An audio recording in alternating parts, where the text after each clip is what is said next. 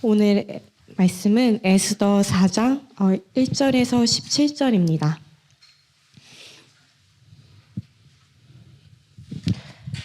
에스더 4장 1절에서 17절이고 본문이 긴 관계로 5절부터 제가 읽도록 하겠습니다. 에스더가 왕의 어명으로 자기에게 가까이 있는 내시 하닥을 불러 명령하여 모르드게에게 가서 이것이 무슨 일이며 무엇 때문인가 알아보라 하매 하닥이 대궐 문 앞 성 중 광장에 있는 모르드게에게 이르니 모르드게가 자기가 당한 모든 일과 하만이 유다인을 멸하려고 왕의 금고에 바치기로 한 은의 정확한 액수를 하닥에게 말하고 또 유다인을 진멸하라고 수산궁에서 내린 조서 초본을 하닥에게 주어 에스더에게 보여 알게 하고 또 그에게 부탁하여 왕에게 나아가서 그 앞에서 자기 민족을 위하여 간절히 구하라 하니 하닥이 돌아와 모르드게의 말을 에스더에게 알림해 에스더가 하닥에게 이르되 너는 모르드게에게 전하기를 왕의 신하들과 왕의 각 지방 백성이 다 알거니와 남녀를 막론하고 부름을 받지 아니하고 안뜰에 들어가서 왕에게 나가면 오직 죽이는 법이요 왕이 그 자에게 금규를 내밀어야 살 것이라 이제 내가 부름을 입어 왕에게 나가지 못한 지가 이미 30일이라 하라 하니라. 그가 에스더의 말을 모르드게에게 전하매 모르드게가 그를 시켜 에스더에게 회답하되 너는 왕궁에 있으니 모든 유다인 중에 홀로 목숨을 건지리라 생각하지 말라. 이때에 내가 만일 잠잠하여 말이 없으면 유다인은 다른 데로 말미암아 노임과 구원을 얻으려니와 너와 내 아버지 집은 멸망하리라. 내가 왕후의 자리를 얻은 것이 이때를 위함이 아닌지 누가 알겠느냐 하니 에스더가 모르드게에게 회답하여 이르되 당신은 가서 수산에 있는 유다인을 다 모으고 나를 위하여 금식하되 밤낮 3일을 먹지도 말고 마시지도 마소서. 나도 나의 시녀와 더불어 이렇게 금식한 후에 규례를 어기고 왕에게 나아가리니 죽으면 죽으리이다 하니라. 모르드게가 가서 에스더가 명령한 대로 다 행하니라. 아멘. 네, 오늘 에스더 본문은 매우 격정적인 것 같습니다. 딱히 앞뒤 문맥을 살펴보지 않아도 무슨 이야기인지 아실 수 있을 것 같아요. 게다가 16절의 마지막 에스더의 말 죽으면 죽으리이다라는 말은 교회를 다니지 않는 분들에게도 꽤나 유명한 구절 같습니다. 마치 이순신 장군이 내 죽음을 적들에게 알리지 말라. 이 정도까지는 아니지만 에스더의 말은 굉장히 결연한 의지와 담대함이 느껴지긴 합니다. 사실 저는 지난 느헤미야 설교를 이어받아서 오늘도 느헤미야 설교를 한번 해보고 싶었어요. 저도 이제 시리즈 설교를 해보고 싶었는데 오늘 특별히 에스더 말씀을 준비하게 되었습니다.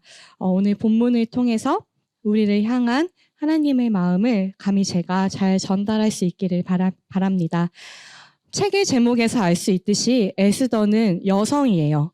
성경에서 이 여성의 이름으로 된 책들은 룻기와 에스더뿐이에요. 그리고 이 에스더에는요, 하나님에 대한 언급이 전혀 없습니다. 하나님의 이름이 단 한 번도 등장하지 않아요. 신학자 빅터 해밀턴은 에스더서를 보면서 하나님이 없는 책이다라고 말할 정도였어요. 그러니까 하나님이 계시긴 하지만 그의 이름이 나타나지 않으니까 하나님이 없는 책이다라고 한 거죠. 그럼에도 불구하고 에스더는요, 아무런 생각 없이 쓰인 책이 아니에요. 비록 하나님의 이름이 등장하지 않더라도 숨어 계신 하나님께서 자신의 백성들을 어떻게 구원하시는지에 대한 이야기입니다.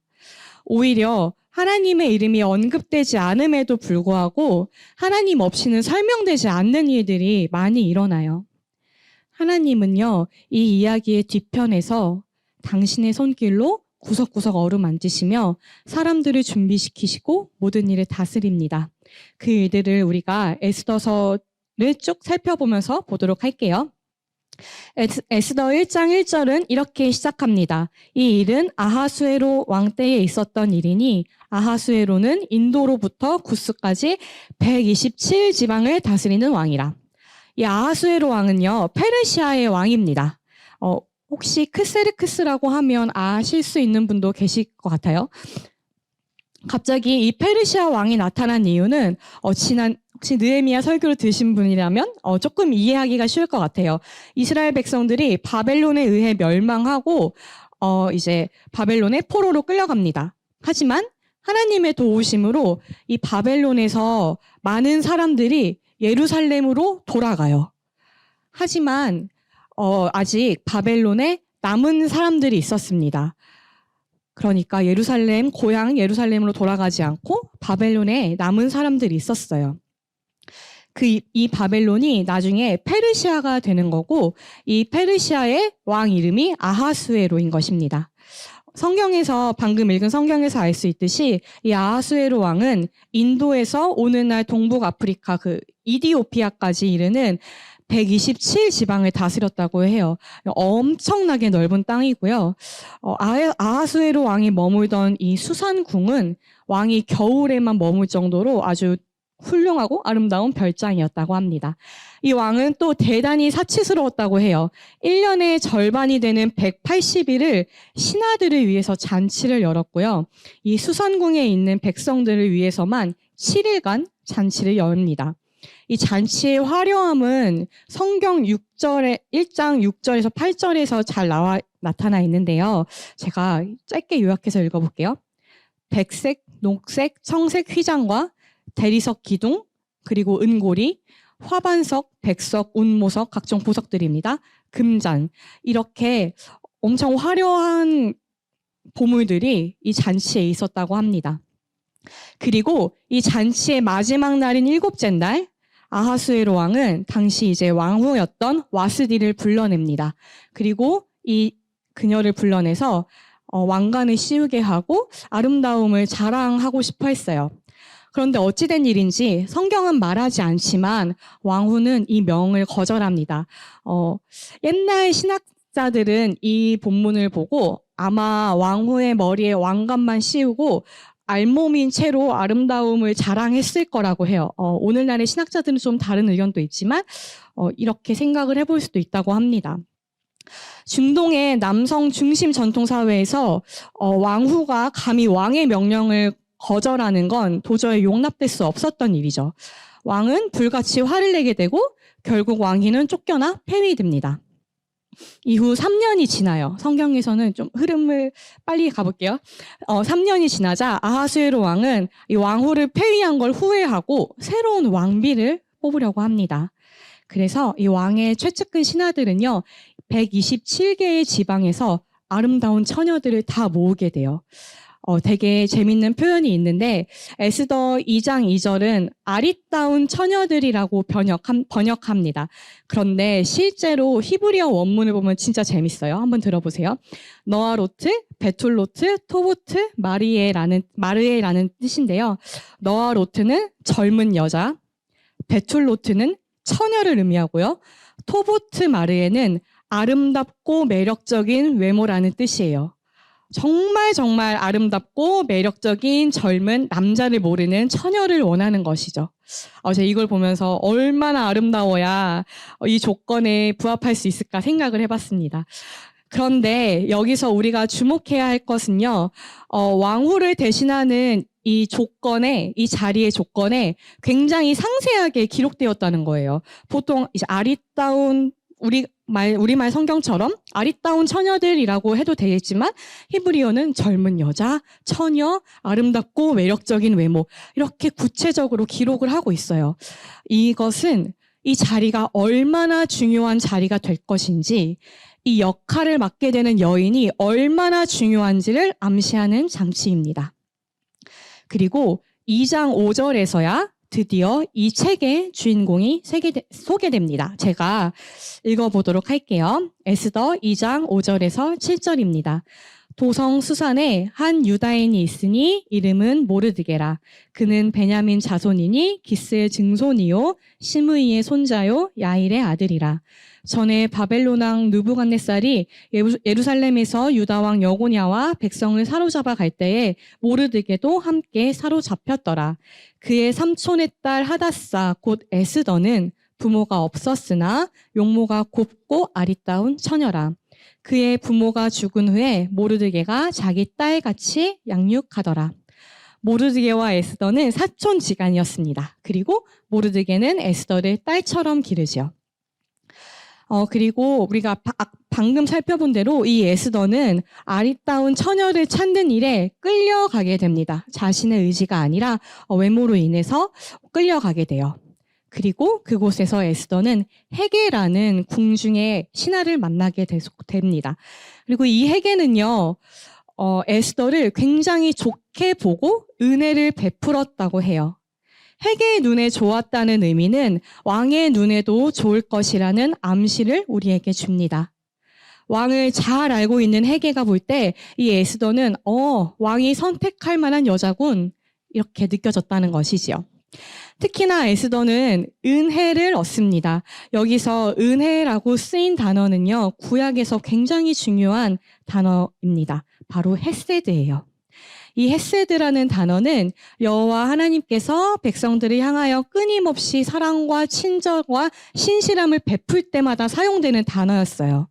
즉, 이 헤세드라는 단어가 지금 헤게로부터 에스더에게 쓰이고 있다는 뜻입니다. 이 헤세드라는 단어를 통해서 우리는 알 수 없지만, 지금까지는 알 수 없지만 보이지 않는 하나님의 섭리가 작동하고 있음을 느끼게 합니다. 이후 에스더는요, 무려 12개월, 12개월 동안 준비되어져요. 아름답게 꾸며지고 매일 오일로 씻고 이렇게 준비되어집니다. 그런데 모든 사람과 특히 왕의 앞에서 큰 은혜와 친절을 입게 돼요. 그리고 이 수많은 여자들 중에서 에스더 한 사람만 왕후가 됩니다. 이 수많은 여자들 중에서 유난히 에스더 한 사람만 눈에 띄었다는 것, 왕의 특별한 선택을 입어서 왕후가 되었다는 건 아마 에스더 혼자서 했으면 불가능한 일이었을 거예요. 바로 보이지 않는 하나님의 섭리였던 것이죠. 그리고 이제 모르드게의 이야기가 조금 나오는데요. 에스더의 사촌인 모르드게는 대궐문에 앉아있기도 합니다. 그런데 이 대궐문에 앉아있다가 왕에게 원한을 품고 암살하려는 자들이 있다는 사실을 발견해요. 이 이야기가 성경에서도 굉장히 뚝뚝 끊겨져서 나오는데 굉장히 중요한 이야기라는 뜻이죠. 모르드게는 이 왕을 암살하려는 계획을 엿듣고 왕후 에스더에게 알려줍니다. 그리고 왕의 목숨을 구하기도 하죠. 이 일은 왕의 앞에서 궁중일기에 기록되고 다시 이후에 등장하게 됩니다. 이처럼 모르드게와 에스더에게는요, 하나님 없이는 설명되지 않는 일들이 많이 일어나요. 모르드게가 대궐문에 앉아있다가 왕의 암살 시도를 듣게 되는 것, 그리고 에스더가 왕후로 채택되는 것, 이런 모든 일들이요. 여기까지 보면 에스더 1장에서 왕과 폐위된 왕비의 배경이 왜 나오는지에 대해서 우리가 조금 생각을 해볼 수 있을 것 같습니다. 바로 아하수에로 왕이 모든 패권과 위엄을 가진 듯 하지만 그 배후에는 진정한 왕이신 하나님이 계시다는 것을 면밀히 보여주는 것이죠. 우리도 오늘 하루를 살아가며 평범하고 사소한 일상을 누립니다. 그 안에는 사실 우리가 깨닫지 못해도 알지 못해도 하나님의 섭리가 담겨 있어요. 심지어 하나님께서는 신자든 신자가 아니든 모든 사람들을 통하여 자신의 일을 하고 계십니다. 마치 헤게의 눈에 에스더가 들어온 것처럼요. 우리가 비록 느끼지 못하고 너무 당연하게 여기는 모든 순간순간마다 하나님의 섭리가 작동하고 있습니다. 우리가 하나님의 이름을 부르지 않는 그 순간에도 말이죠. 하나님은 우리가 알지 못하는 곳에서 우리가 알지 못하는 일을 하시며 우리를 인도하고 계십니다. 그러나 우리네 인생이 순탄하지 않듯 모르드게와 에스더에게도 생명의 위협을 받는 큰 일이 닥칩니다. 에스더 3장 1절에는요, 수산궁의 2인자인 하만이라는 사람이 등장해요. 제가 여기서 간추려서 말하자면 하만과 모르드게 사이에는 아주 오래된 갈등이 있었습니다. 그리고 모르드게가 사실은 좀 하만의 화를 돋구는 일을 해요. 하만이 2인자가 돼서 이제 기세가 등등하고 어깨가 하늘로 치솟았을 때 이제 모든 사람들이 자신에게 절하고 인사하기를 원했는데 모르드게는 이제 자신의 그 유다 민족 간의 갈등으로 인해서 하만에게 절하지 않아요. 그래서 화가 난 하만은 모르드게와 그 모르드게의 출신 유다인들을 멸절하려는 계획을 세우게 됩니다. 유다 공동체의 운명이 위기에 처하게 된 것이죠. 이 계획을 듣게 된 모르드게가 에스더 앞으로 나오게 되는 이야기가 바로 오늘의 본문입니다. 여기까지 빠르게 달려왔는데요. 유다 공동체가 위기에 처하자 모르드게는 대궐문 앞에서 굵은 베옷을 입고 재를 뒤집었으며 다른 유다인들과 함께 애통하고 금식하며 울부짖습니다. 이에 에스더는 사람을 보내어 모르드게에게서 하만의 음모를 전부 듣게 되죠. 그리고 모르드게는 에스더에게 이렇게 요청합니다. 왕에게 나아가서 그 앞에서 우리 민족을 위하여 간절히 구하라 라고 말이죠. 이제 유다 백성들의 운명은 왕후인 에스더의 손에 달린 것이에요. 그러나 에스더 역시 진퇴양난의 상황이었습니다. 4장 11절인데요. 우리 같이 한번 읽어볼까요? 에스더 4장 11절입니다. 함께 읽도록 하겠습니다. 시작. 왕의 신하들과 왕의 각 지방 백성이 다 알거니와 남녀를 막론하고 부름을 받지 아니하고 안뜰에 들어가서 왕에게 나가면 오직 죽이는 법이요 왕이 그 자에게 금규를 내밀어야 살 것이라.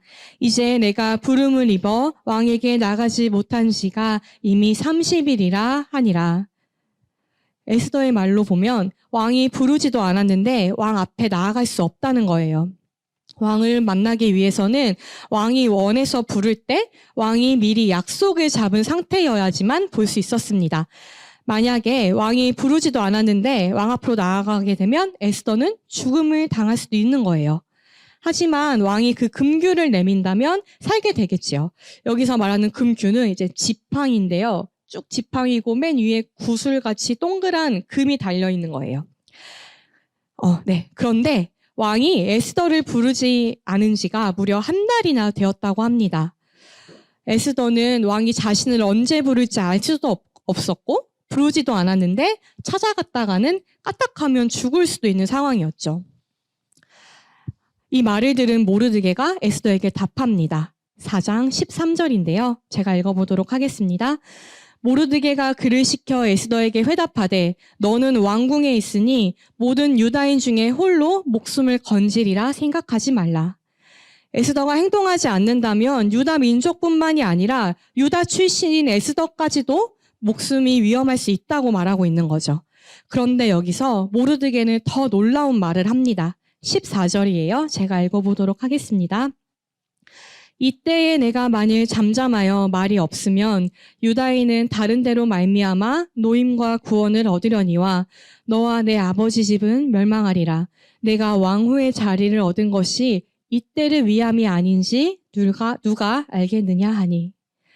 모르드게는 여기서 하나님의 이름을 거론하진 않았지만 하나님께서 그의 백성들을 어떻게든 구원해 주실 것을 믿었습니다. 모르드게는 이렇게 말하는 거예요. 만약 당신이 이때에 완전히 침묵한다면 안식과 구원은 다른 곳으로부터 유다인에게 올 것이다. 설사 에스더가 아무런 일도 하지 않는다고 할지라도 안식과 구원이 다른 곳으로부터 온다는 말이었습니다. 모르드게는 하나님께서 그의 백성을 반드시 구원할 것이라고 믿었어요. 에스더가 아니더라도 그 어떤 누구를 통해서라도요. 그럼에도 불구하고 모르드게는 포기하지 않고 에스더를 설득합니다. 당신이 왕국에 온 것이 이와 같은 때를 위한 것인지 누가 아느냐. 모르드게는 에스더를 왕으로 세우신 하나님을 신뢰했습니다. 자, 우리 한번 생각해 볼까요? 에스더가 어떻게 왕후가 될 수 있었을까요? 물론 그녀의 아리따운 외모가 있었겠지요.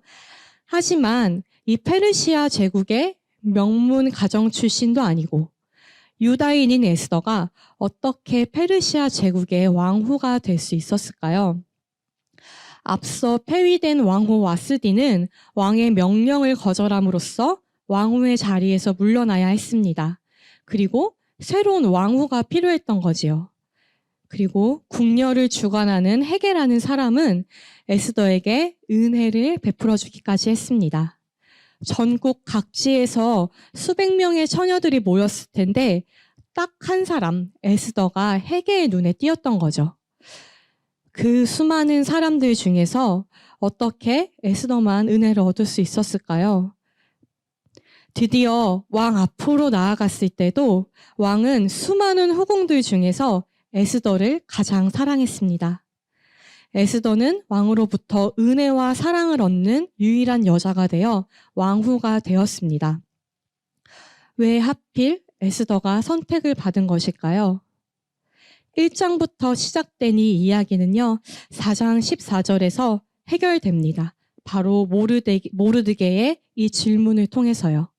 네가 왕후의 자리를 얻은 것이 이 때를 위함이 아닌지 누가 알겠느냐? 에스더는 자신에게 일어난 이 모든 일들이 모르드게의 질문이 자신을 향한 것이라는 것을 깨달았습니다. 자신이 유다 백성을 구해내기 위해서 세워진 사람이라는 것을 깨달았어요. 모르드게의 질문에 답을 할 수 있는 사람은 오직 에스더뿐이었고 이 역사의 배후에 하나님이 계시다는 사실을 깨달았습니다. 에스더는 이제 왕에게 나아가 유다 백성들의 목숨을 구하기로 결단합니다. 에스더 4장 16절인데요. 우리 한번 같이 읽어보도록 할까요? 에스더 4장 16절입니다. 같이 읽어보도록 하겠습니다. 시작. 당신은 가서 수산에 있는 유다인을 다 모으고 나를 위하여 금식하되 밤낮 3일을 먹지도 말고 마시지도 마소서. 나도 나의 시녀와 더불어 이렇게 금식한 후에 규례를 어기고 왕에게 나아가리니 죽으면 죽으리이다 하니라. 에스더는 이 일에 앞서서 하나님께 도움을 구하기 위해 밤낮 3일 동안 금식하며 기도하기를 요청합니다. 모든 것을 하나님께 맡기고 죽으면 죽으리다 라고 고백합니다. 오늘 본문 외에도 사실 에스더를 쭉 살펴보면 마치 우연의 일치처럼 보이는 사건들이 등장해요. 이후 6장에서 이제 에스더가 금식을 하고 왕에게 부탁을 하러 가기 전에 왕이 잠에서 깨어 모르드게가 자신을 구원한 것을 기억해냅니다. 그리고 이후에 하만을 뜰에 두어서 하만으로 하여금 모르드게를 높이게도 하지요. 이런 우연의 일치처럼 보이는 일들이 참 많이 일어나요.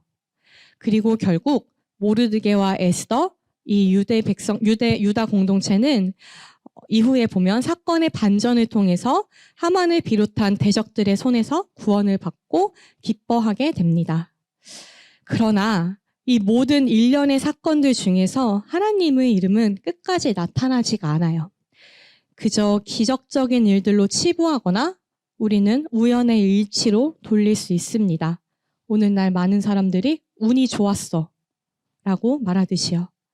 하지만 그리스도인들에게 우연이란 없습니다. 오히려 에스더서는요, 이 모든 기적들이, 이 모든 우연들이 진짜 우연이 아니라 하나님께서 끊임없이 자신의 백성들을 구원하기 위한 이야기라는 것을 말해줍니다. 성경의 진정한 저자이신 성령 하나님은요, 아무런 생각 없이 이 에스더를 쓰신 것이 아니에요. 우리 주변에서 발생하는 수많은 사건들이 하나님의 손길 안에 있다는 걸 알려주고 싶었어요.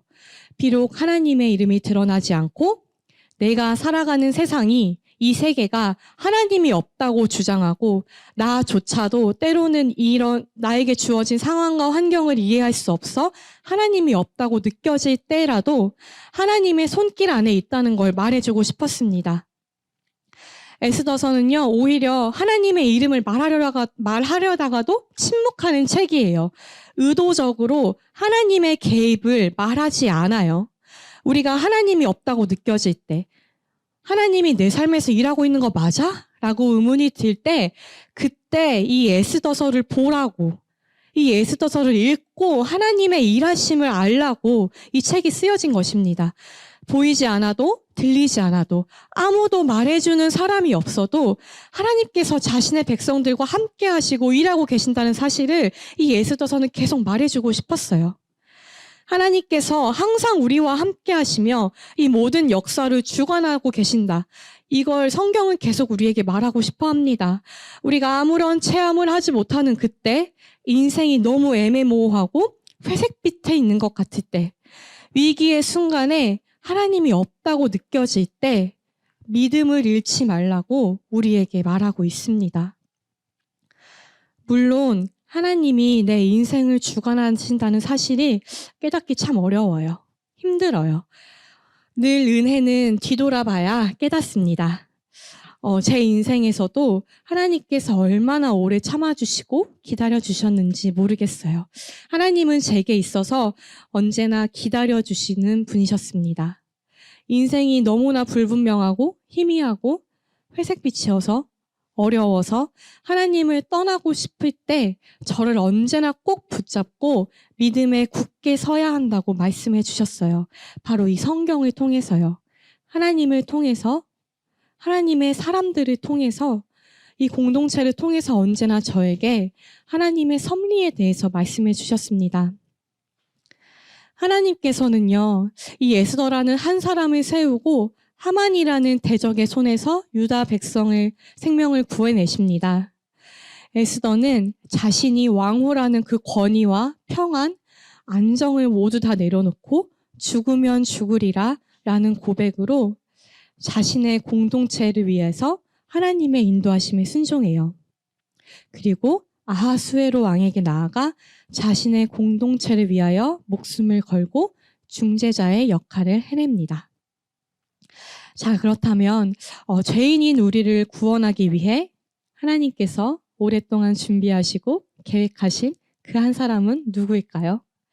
우리에게 기적처럼 다가오신 분, 모든 우연의 일치를 넘어서서 우리가 아직 죄인 되었을 때에 우리를 위해 하나님께서 섭리로 계획하신 그분 말이에요. 너무 뻔하죠? 이쯤 되면 우리는 모두 예수 그리스도라는 걸 알아요. 예수님은 죄가 없으신 분으로 온전히 순종의 삶을 사셨습니다. 그럼에도 불구하고 자신이 죽을 것을 다 아시고 아버지 앞에 나아가셔야 했어요. 에스더가 했던 고백, 죽으면 죽으리이다라는 이 고백은 내가 죽을지도 모르는 가능성의 상태였습니다. 하지만 예수님께서는 십자가 위에서 반드시 죽으셔야 했어요. 그는 죽음 앞에서 고뇌에 차서 내 아버지여, 만일 할 만하시거든 이 잔을 내게서 지나가게 하옵소서라고 했지만 그는 하나님의 뜻에 순종하심으로 우리의 영원한 구원을 위하여 단 하나의 길, 십자가의 길을 걸으셨습니다. 예수님의 죽음으로 우리가 생명을 얻은 것이죠. 그리고 죽은 자 가운데서 다시 살아나신 예수 그리스도는 다시 하나님 아버지 앞에 나아가 우리를 위해 중보하고 계십니다. 신학자 이안 두기드는 이렇게 말합니다. 조금 긴데 제가 꼭 읽어보고 싶어서 전부 가져왔어요. 한번 읽어보도록 하겠습니다. 예수님은 이렇게 기도하십니다. 아버지여, 암과 싸우고 있는 이 사람을 지켜주소서. 이 사람에게 믿음을 위해 싸울 수 있는 힘을 주시고 그로 인한 희생을 견디게 하옵소서라고 기도하신다. 그러나 이제 예수님은 더 이상 혼자가 아니시며 보좌 주위에 영광스러운 성도들과 함께 계신다. 이들은 예수님이 이 적대적 세상에서 모든 환난 가운데 지켜주신 자들이다. 이들 가운데는 그리스도를 위한 고난의 흔적을 가진 자도 있고 무수한 영적 전쟁으로 인한 상처를 가진 자도 있지만 모두 주 안에서 승리한 자들이며 그분의 피로 구속함을 받은 자들이다. 여러분, 우리는 모르드게와 에스더처럼 그리고 페르시아에 남은 유다 백성들처럼 하나님을 불신하는 세상에서 살아갑니다. 그리고 이 타락한 세상은요, 우리에게 질병이나 재앙, 이별, 죽음 등 우리에게 아픔과 고통을 주기도 해요. 그러나 어제나 오늘이나 앞으로도 하나님의 준비와 섭리가 드러나지 않은 곳이 없습니다. 우리 인간이야 고통의 문제가 터지면 여기서 맞고 저기서 맞고 애를 쓰지만 하나님은요, 이미 자기 백성을 위해서 모든 것을 다 준비해 놓으시고 감추어 두신 방식으로 일을 이루어 가시는 분이에요. 이제 우리가 할 일이 하나 있습니다. 바로 우리 뒤에서 일하고 계시는 하나님을 신뢰함으로 기도하는 겁니다. 에스더와 모르드게는 하나님의 섭리와 구원을 믿으며 금식함으로 기도했습니다. 공동체의 구원을 위해서요. 공동체의 회복을 위해서요. 우리 교회 안에 형제자매가 어떤 짐을 졌는지 우리는 최근에 이제 채팅방을 통해서 잘 알고 있어요. 그러나 말하지 못해서 남몰래 울고 있는 사람들도 분명 있을 거라 생각합니다. 혹은 여전히 죄와 싸우며 매일 지고 죄에 대한 탄식과 아픔과 애통함을 가진 사람들이 있을 수 있어요. 아니면 주위에 전혀 관심이 없고 그 마음이 공감도 되지 않고 나에게만 치해 있는 사람이 있을 수도 있죠. 우리 이 시간 하나님께 눈을 열어달라고 기도했으면 좋겠습니다. 오늘 우리 공동체를 위해서 함께 기도했으면 좋겠어요. 하나님은요, 자신을 찾는 모든 백성에게 나타나시며 우리가 찾아오기를 기다리시는 분이십니다. 우리 비록 내 삶에 하나님이 느껴지지 않고 내게 믿음이 없는 것 같을지라도 감추어지신 방식으로 일하시는 하나님께 나아갔으면 좋겠어요. 자신의 백성을 구원하시기 위해 일하시는 하나님을 믿고 기도했으면 좋겠습니다.